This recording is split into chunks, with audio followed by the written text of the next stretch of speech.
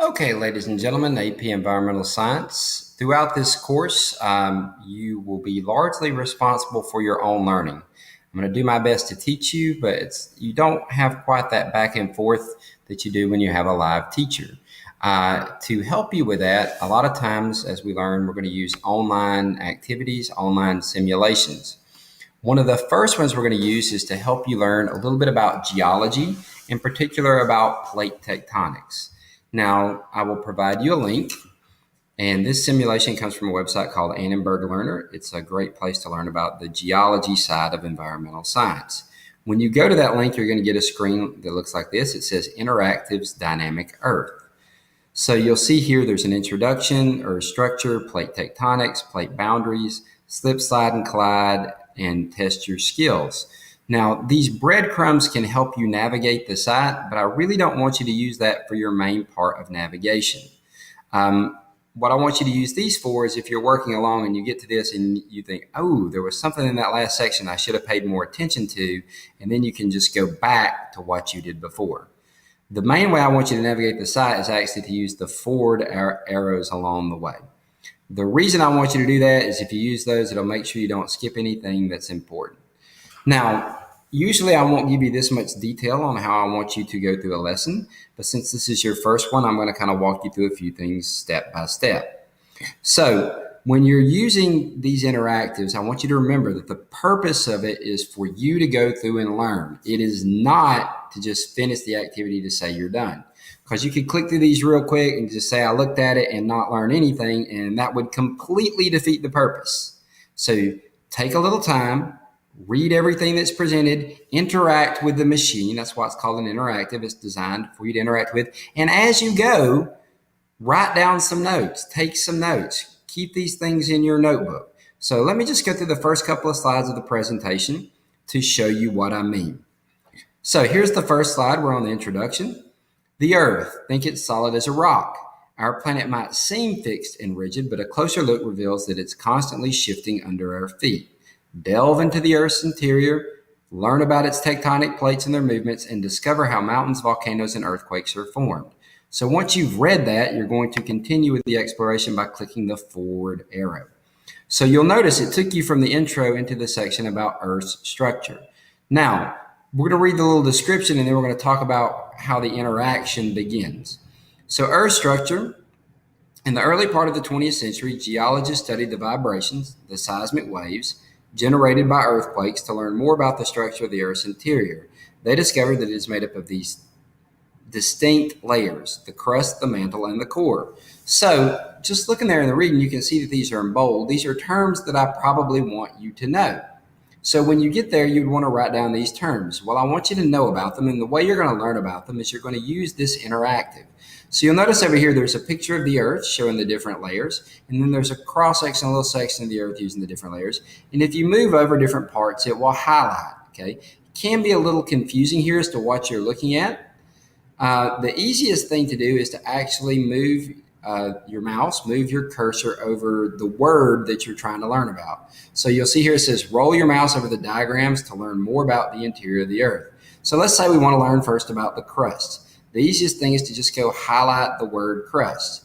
You'll notice when it highlights crust, it also highlights it in the diagram. So it highlights the crust here in this picture. It also highlights the crust in this picture.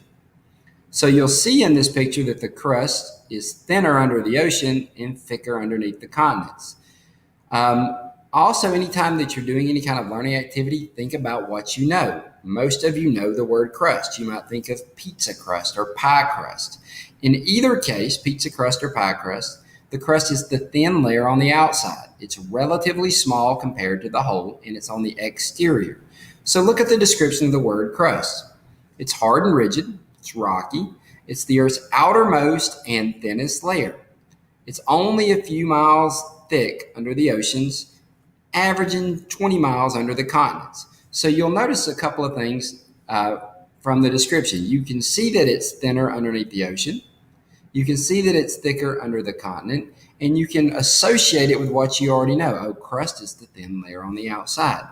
Now, I want you to write down a definition of this as you go. You do not have to copy this whole definition.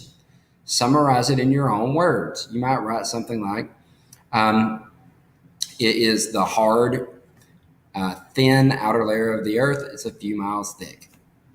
Okay, so give a little description. Then do the same thing with the mantle. Now, I'm not going to read the whole thing here, but I do want to point out that the mantle is much, much thicker, about 1,800 miles. So it's much thicker than the crust. Write down a description, take some notes. Now, the other term we had up here was core, and in our diagram, the core is split into two parts, the inner core and the outer core. Give a description of each and note where they are in the picture. Now, while it doesn't mention it in the reading, there are two other terms here that I want you to know about. One is the lithosphere. The other is the asthenosphere. We'll talk about those with root words later, trying to help understand. But right now, as you go through the interactive, read the description and take some notes. So once you're through with that, you would just go to the next part, which is plate tectonics. So again, we're going to navigate forward using the arrow button. Take a little time on the slides, take some notes as you go.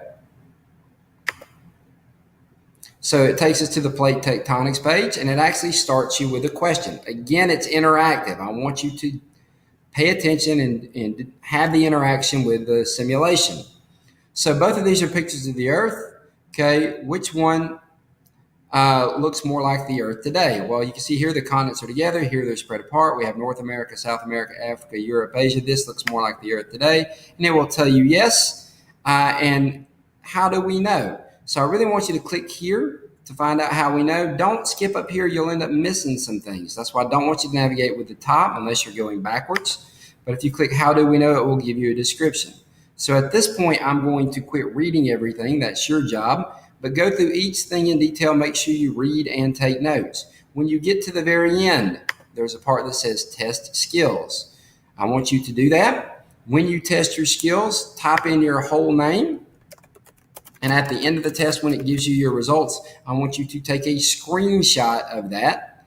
And then you can submit that to show that you have finished the assignment. Okay. If you missed some questions, by all means, feel free to go back to the parts that you didn't understand and try to learn. Again, what I'm really trying to emphasize is use the simulations, not just to get done and say you did it, but try to make sure that you actually learned something along the way.